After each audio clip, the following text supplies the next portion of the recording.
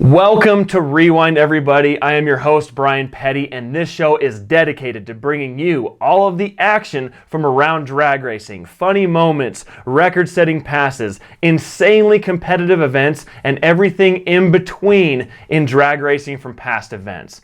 Because we're talking about drag racing and some of the biggest events, we figured episode 1 should probably focus on something really cool, a really big event, and that's why we're talking about Sweet 16 2.0 today. Now, since we're talking about this event, I gotta cover a couple different things. Number one, Sweet 16 2.0, if you don't know about it or you're not that familiar with it, there's some really cool specific things about this event. Number one, it is focused on drag radial racers, okay? Donald Duck Long puts on 3 events every single year. He puts on Lights Out, Sweet 16, and No Mercy. All of them have a very hard bias toward drag radial racers, but only Sweet 16 has 2 classes, X275 and Radial vs. the World. The other 2 have bracket racing classes, index classes, but guess what? Sweet 16, X275, $50,000 payout. Radial vs. the World, $100,000 payout. That's it. And it brings in all of the most competitive racers and the fastest cars from around the world. So let's check out exactly what happened in Sweet 16 2.0. This race, a lot of records are set and a lot of fast cars make their personal bests ever because of a couple different things. The track prep is on point for drag radials and the density altitude is insanely good, so the engines are making more power than ever. So let's start off right at the top, Radial vs. the World, with the top 2 qualifiers. Now, Rivenbark has always been a competitive racer. He's got a first-gen Camaro with a Pro-Charged power plant under the hood, and let's take a look at his number 1 qualifying pass from Sweet 16 2.0 and see exactly how the car went from A to B.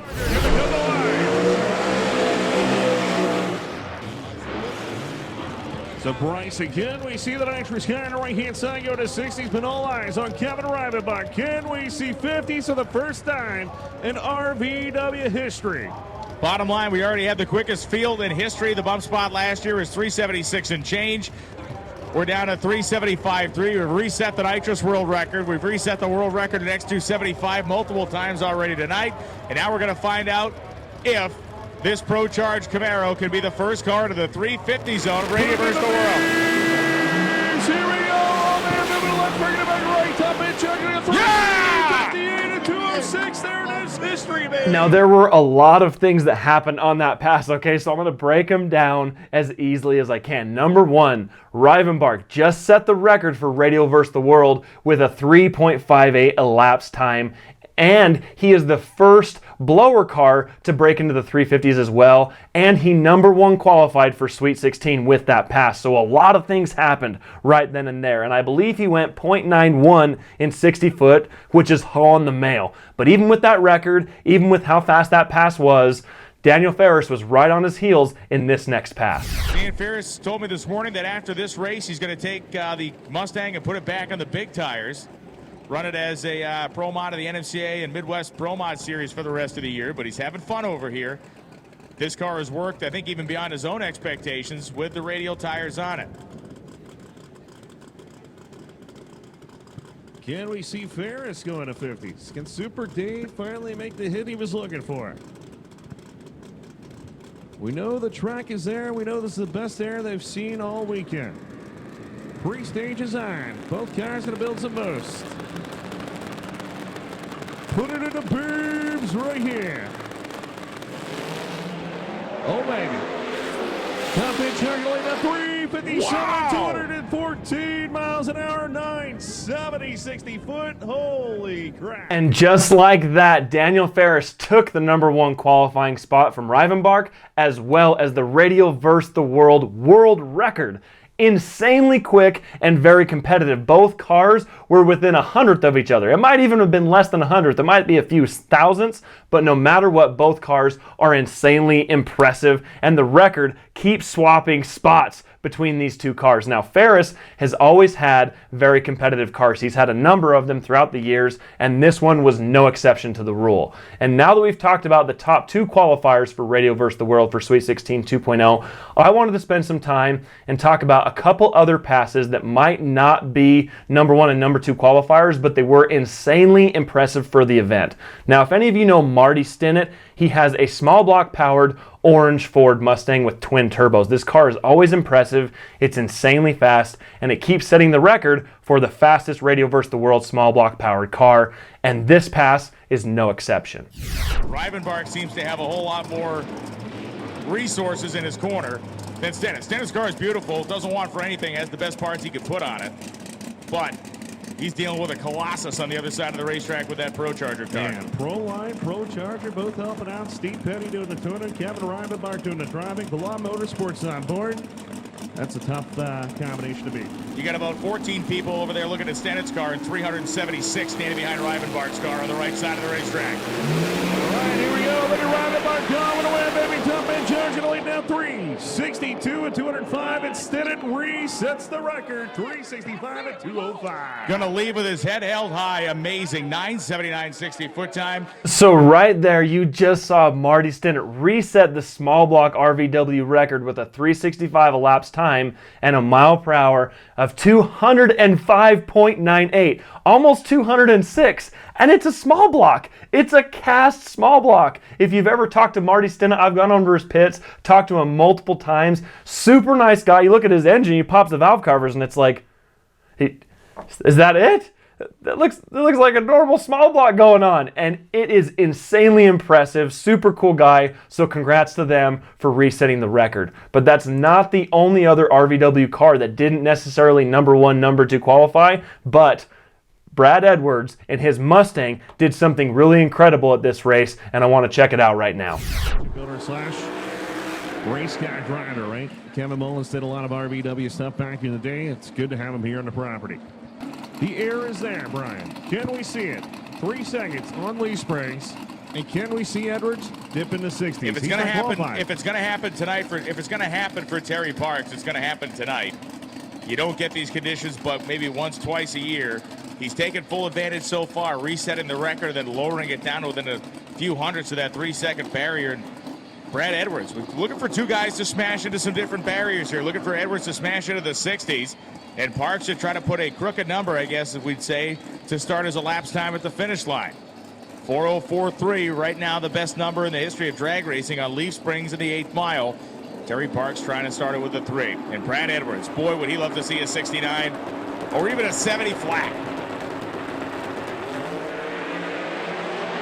And Edwards rocketing down the racetrack. 369 for Edwards. Wow.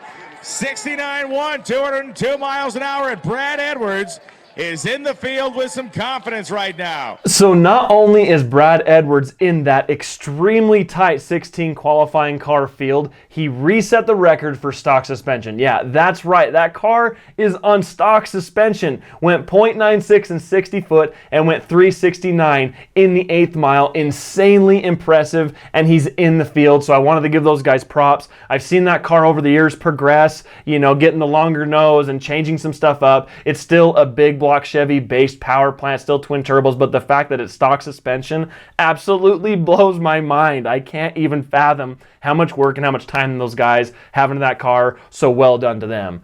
Now that we've talked about all of the highlights and the number 2 and number 1 qualifier for Radio versus the World, I want to dive right in to X275. Now, there's a couple different stories here that I want to talk about before we get too deep. Number 1, there were some really big upsets. There were a couple underdogs in this race, and I want to make sure you're prepared for that because we're going to dive in deep as we go through these passes. Now, the number 1 qualifying spot, we got to talk about that very first because, of course, it's number 1 qualifying spot and it puts you in the best possible position for eliminations. So let's check out what Rob Goss has going on with his black late model Challenger with the late model Hemi Pro Charged power plant under the hood.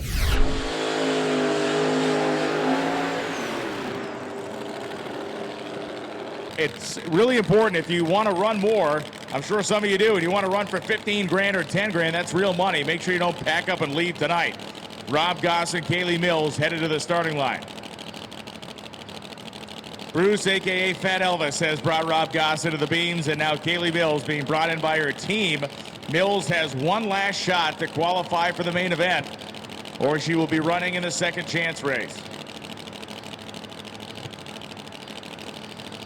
Rob Goss has already qualified at number 3. He is comfy. 4:27.3, one of the quickest runs in the history of the category.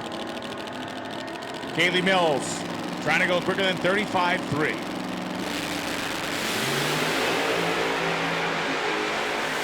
A good side-by-side drag race. 35.6 for Mills.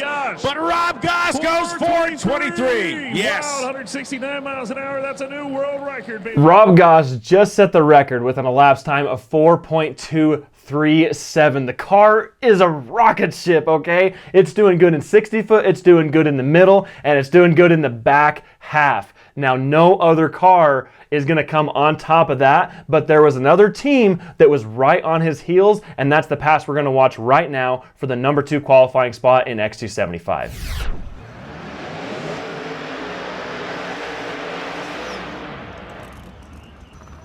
Rich Bruder to Soma Power. Pro Charge entry going to be the left-hand side. Let's see if Bruder can go number 1. I'm gonna say they're gonna make a healthy run here at Manny's number. That 427 could be in jeopardy, as these guys have made some pretty big leaps over the course of the day. 38 to 32. Not too big a stretch to think this thing could go from 32 to 27 or even quicker than that. Let it all hang out. Why not? Why not? Walls is right there too, man. This car makes enough power to do it. Yeah, Wall's running those high 30s and low 40s. I mean, I think I foresee him going into the lower half of the 30s, but watch for Bruder to punch one into the 20s here. Time's right, conditions are right, and the racetrack's right. Going for flying us out. Look at Bruder. Top end charge going down to a 426 with an 8 at 163. Whoa. Bruder Bradas go 26. I told you, baby. Wow. Now, understanding X275 and seeing what Bruders just did is really impressive, because a 426 is very, very quick, okay? It is not a slouch, but you got to understand the background on Bruder Brothers, right? They went from a Pro Charged car years ago, same exact car with a Pro Charger. Then they went to the turbo side of things, were really, really competitive with the turbocharger, and this is their very first race back with a Pro Charger on the car, and they're coming out swinging at all of their competition, and number 2 qualified with an extremely low mile per hour. So we're going to have to see how they progress through the event and see exactly where they land when it comes to eliminations, because right now they are number 2 qualified, and they are going to go into eliminations, semifinals, and finals with some stiff competition. Let's talk about some other things going on with X275 now that we know who number 1 and number 2 qualified. One big thing I really want to emphasize is the fact that this field was so incredibly tight. Number 1, like we've talked about, Sweet 16 only has a 16 car qualifying field. That's half of normal races. Normal races have 32 car qualifying fields, so you're instantly getting rid of a bunch of cars that just can't make the cut. So you're down to 16 instantly. And the spread between the number 1 qualifier and the number 16 qualifier in X275 was less than a 1/10 and a half elapsed time. That's how tight and how impressive all of these cars and all of these racers are, okay? Number 1 qualified was 4.23, and I believe number 16 qualified car was like 4.35. Really, really tight, super competitive, and that's something I wanted to cover because you might not have seen that. If you saw the race, you might not understand how tight that qualifying field was. And Radial versus the World was no different, but I really wanted to emphasize that. A couple other cars I want to talk about in the X275 class. They might not be number 1, number 2 qualifiers, but they were really impressive, and they honestly made the show. The first one is Gary White in the Titan Motorsports Supra. This car years ago used to be an Outlaw 10.5 Pro modified style car, and it was really quick, but they retired it in 2012. They didn't bring it out for years and years, and then just recently, before this race, they brought it back out in X275 trim. Now, if you don't understand the differences between Outlaw 10.5 and Pro modified and X275, that is a huge difference between all those classes. Weights, tire size, suspension setup, shock settings, tires, turbocharger size, cubic inches, you name it, everything is different. And the fact that they brought that car out and they made this next run makes it all that more impressive. Sean Ayers coming up in that Fletcher Cox-owned Gold Dust Mustang. And Gary White on the bump spot with his clutch pedal equipped 2JZ powered Toyota Supra. Here we go, Gary White on the bump spot. Can he represent the import market? Can he represent the clutch assisted market? Can he represent 2JZ market? From what we have seen happen throughout this afternoon and tonight, White's going to pick up a couple of numbers here. Yeah, he's set 3 records already. Why not just blast those 3 into the oblivion? And, Sorry, what was that? yeah, records for days. And Sean Ayers, number 13 qualifier, trying to find his way, I'm thinking, into the 20s here, at least into the deeper end of the 30s. He's at 33.6. I got White going 29.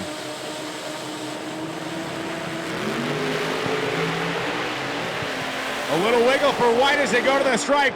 431, 160 for Ayers. 430 with a 7. 174. Look at the mile an hour. Gary White. Now, while the ET on Titan Motorsport Supra was quick, the mile per hour was something that was even more impressive because 174.55 was the mile per hour record for X275 at the time.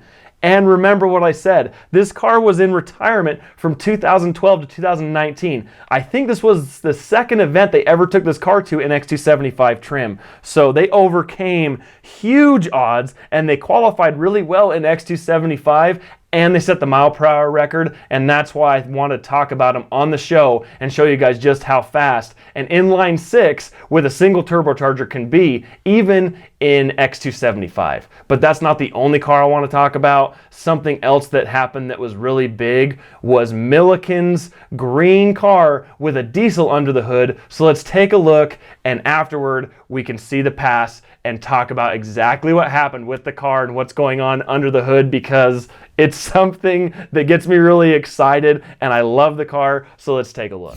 The diesel Chevy 2 going to be given a left-hand side. Ryan Milliken, of course, Phil Hines, loudest car competition.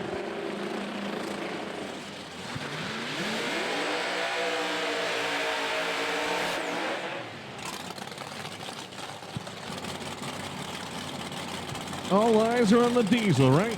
Time to be covered in sun. Right here at Sweet 16. Can he go another 30? It's underneath the lights. Why not? John Nolan over there, Mincer Motorsports. Let's see if they can lay it down.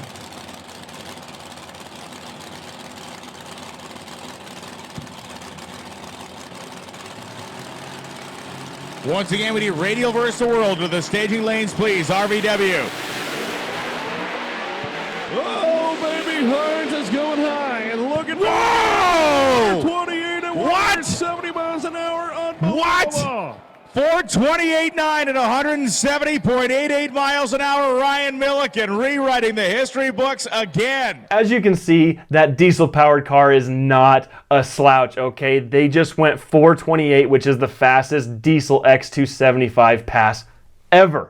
Okay, I know a lot of times you look at diesel trucks and diesel powered cars and they talk like they're fast, but they're huge and heavy. This car completely breaks all those stereotypes because they just qualified in the top half of one of the most competitive, if not the most competitive X275 race in the world. So a big shout out to those guys. Well done. And let's keep moving on to X275 semifinals and the final race. Something really interesting happened in the semifinals. Actually, a couple different things. Number one, the first pass between Craig Walls and Rob Goss. Okay, Rob Goss, he already qualified number one. He set the record in the class. He is a force to be reckoned with. Craig Walls, most people don't know, they fought that car all weekend. Breaking this, breaking that, fixing it, trying to make rounds, breaking, not being able to figure stuff out. They came up and somehow qualified with a Hail Mary, and I think they landed in the 13th qualifying spot. So the bottom of the ladder going up against King Goss, I guess you could call him. And the fact that they were able to go up against him was really cool. But as you'll see from this next pass, something was missing. Straight down Broadway here. Remember, this is the most altitude we've seen all weekend long. We're almost 1,300 feet. Now, the barometer's still about 30.2, which is not bad. Water grains is the same it's been pretty much all weekend. Here we go. I'm just going to stop the video right here, and we can, because this is insane. There's no other car. Rob Goss just didn't show up. He's not there. So the fact that these guys fought their car all weekend, they barely made the qualifying field, and guess what?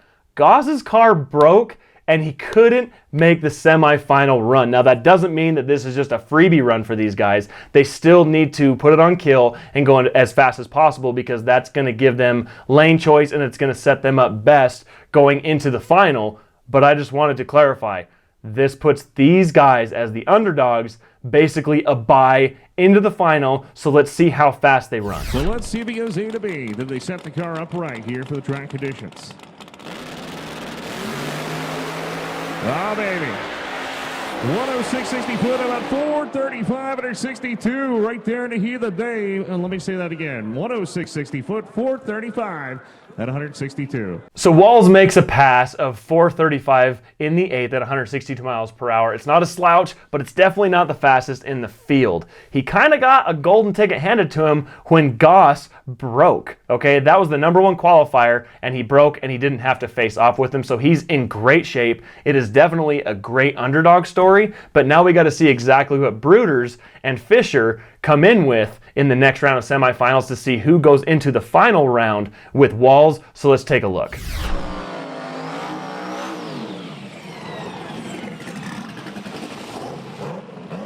KBX Bennett Power on the left-hand side of the racetrack. John Colibas over there. The guys working hard. Actually, they came in a little late as they were refining the engine into the chassis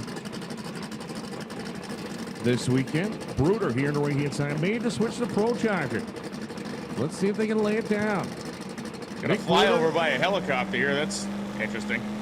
Nick Bruder, birthday today. They'd love to go to the final round here for 50 grand. Both drivers away. Oh, man, bring it on. It's going to be Bruder. Yeah, smoke for Fisher. Bruder goes 431 at 163.95 miles an hour. And as you can see, Bruders came out with the win in the last semifinal run, which puts Bruder in against Walls for the final. Huge underdog story in the making right here, and that's what we're going to check out next. The final in X275 at Sweet 16 2.0. I love the fact that these are two racers from that northeastern quadrant of the country, Delaware and New Jersey, a place where X275 really flourished. And we have seen racers from Western Canada, from Colorado, from Texas, from all over the United States come here to Georgia to compete with the best. But when we talk about X275, we really got to talk about where its roots lie, and it's in this area of the country. When you talk about X275, you talk about the Bruder brothers, Yep. right? In the history of X275 racing, the #1 name that's always been mentioned no matter what is the Bruder brothers. For good reasons Yes. and for other reasons. They're controversial. They're switching combinations a lot. They're pushing the rules. But the one thing they've always been is fast and legal. So Rich Bruder coming on the left-hand side. That's in New Jersey. Nick Bruder celebrating a birthday. Can he get the birthday wish right here? Papa Bruder watching on, man. He's one proud papa. The Soma watching on from home. Battle of the Fox Buddies getting ready to put it in the beams. Who's going to win $50,000 right here at Duck X Productions? It's Nick Bruder's birthday. Can Rich deliver him a present of a lifetime? 0-11 reaction time for Craig Walls. They get to the stripe. It's Bruder. 423 with a 5. Wow, 165.78 miles an hour in Craig Walls. 435.8 at 162. Walls was 0-11 on the Christmas tree, but Bruder just simply outpowered him. 423.5, 165. Amazing, amazing final round run. That is the quickest run in the history of the class. Save it best for last, baby. $50,000. Bruder Brothers taking it home. Sets the world record in the final round. Doesn't get better than that. That was a really cool run to watch, the final in X275. Bruders came out with the win on top, but there were more things going on than just the win. He reset the record at X275, 4.235, beating out Goss's run earlier in the week. But something else really cool that you might not have seen, Walls actually treed Bruder. He didn't have the power in the top end to beat him, but it was a race to watch.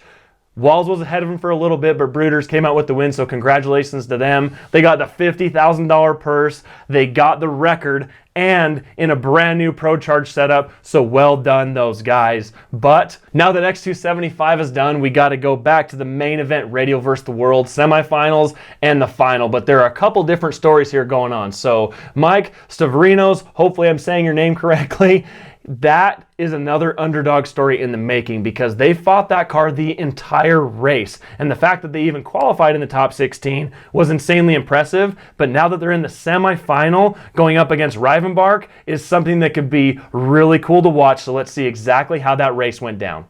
Kevin Rivenbark has looked almost unstoppable this weekend. At one point, of course, he was the first car to run in the 50s, had the record for a little while until Dan Ferris took it away from him. The car has been consistent.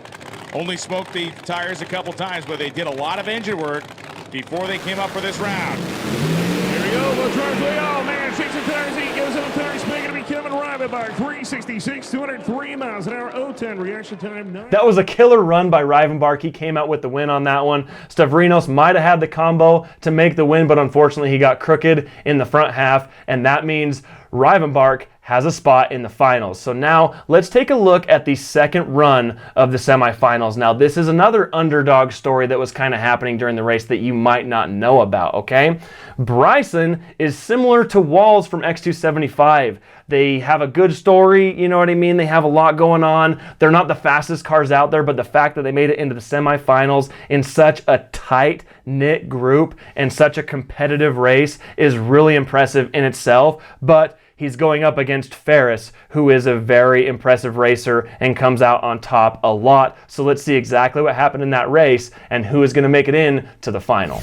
All right, so here we go. It's Daniel Ferris and Norm Bryson. So the nitrous yads all come down the left-hand side right here. Norman Bryson, Georgia-based 68 Camaro. So we need second chance X275 to the lanes, please. Second chance X275 to the lanes, and we also need the Fantastic Four X275. So Ferris, I think what's a little redemption, man? Can he go to the final round and get it? Yeah, and he's going to have a very hardcore opponent there, as we saw that 0-10 reaction time out of Rivenbark. If he gets there, Norm Bryson, the guy that we probably spent the least amount of time talking about in these final four cars, but has earned his way here. Quick purge of the nitrous, one of the best runs he has ever had in Radio vs. the World competition. The car that really started to show signs of life at Lights Out 10 has become a monster here at the Sweet 16. Can Bryson do what no one else has done so far and stop Dan Ferris? Yes, oh man, they're both going to spin the tires. Norman Bryson's going to the final round. Wow, whoa, that is the upset of the century. 5:01.9 at 183, and Dan Ferris whiffed the tires off the starting line, and Norm Bryson, pedaling for his life, Lee, got to the finish line first. Norman Bryson, I would have to say, is the underdog story of the year just because he went up against Ferris, beat him the whole time before that race. They were struggling with the car, trying to make it work, trying to make a good pass. They made it into the qualifying field barely, made it through semifinals. Now they're into the finals with Rivenbark, who is a deadly force in that car, and now we get to see exactly which car is going to come out on top and win the entire event with a huge purse. So let's take a look at the run. This is a $101,000 reaction time, a $101,000 tune-up, a $101,000 moment for Norman Bryson or Kevin Rivenbark. My mind says the pressure is on Rivenbark. Why? Because he had a car that set the world record. He was the first guy to the 350s. He is the car that the entire world of drag racing thought would show up here and dominate this drag race. Donald Long wanted nothing more than a radial nitrous car to prove people wrong of its capability to compete with the other power adders. It was Marcus Burt that most definitely proved that point with the performance, but it's Norman Bryson who has waded his way through all the rounds of competition to make it to the final. This is an unexpected man in the right lane. Norm Bryson, Georgia here, the MMA trader by trade. Let's see, Albert Power underneath the hood, man. Can he pull off the impossible? Everybody said there's no way a nitrous car can win. He's number 13 qualifier. He'll be going against Rivenbark, the Law Motorsports Pro Line. Pro Charger, the company, is all behind that vehicle. That's a lot of pressure on him. Kevin Rivenbark has a career in drag racing that spans decades, but this is the biggest, most important hit he has ever made in his life. Norman Bryson has less time in the sport, but again, the biggest, most important single run of his life. Here we go! So he strikes the tires. Look at that. Kevin Rivenbark, top end charge, about 363 at 204 miles an hour. takes home $101,000. That was a great race to watch. I was so excited. I didn't know who was going to win because of all the upsets, but Rivenbark came out on top with the win with a final run of 363, showing them that car is basically a bracket car in Radial vs. the World trim, knocking down 360s passes and even a 350 pass earlier in the event. He took home the $101,000 and he was in the winner's circle for Radial vs. the World, so congratulations to those guys. A great event, well done. Now that we've covered the race, all the top qualifiers, in the spirit of the show, let's rewind and talk about all of the action from this episode. Number one, there was so many records set during this race, okay? Rivenbark, obviously, he was the first Radial vs. the World car to break into the 350s, and he is the only blower car in Radial vs. the World to go into the 350s still. Now, Ferris reset the record shortly thereafter with a 357, which is hugely impressive by itself, and a huge mile per hour of 214. In X275, Goss set the X275 record at 4.237, but it was later taken by Bruters with a 4.235 in the final. Insanely cool to watch, very exciting, and on top of all that, it was a brand new Pro-Charged combination. They went from a turbocharger setup to a Pro-Charger setup, and also set the record in the class. Very, very, very cool. I was excited the whole race. I'm still excited talking about it right now. And the fact that the entire X275 field had less than a 2/10 spread in the top 16 qualifiers. That's so tight. Less than a 1/10.5 between all 16 cars. Very cool. All of them were in the low 420s and mid 430s. It was a huge stage. It's a great race. They really prepped that track right. The density altitude is always on point, and it's always fun to watch all of Duck's races, whether it's Sweet 16, whether it's Lights Out, whether it's No Mercy. It's where all the records are set, all the fastest cars debut, break the records, and I just wanted to highlight Sweet 16 2.0 for you guys, go over the biggest and fastest runs. Again, thank you guys so much for watching. Make sure to stay tuned. We're going to be dropping new episodes every week. We're going to have new races that we focus on, different subjects, and we're going to bring you all the action next time on Rewind.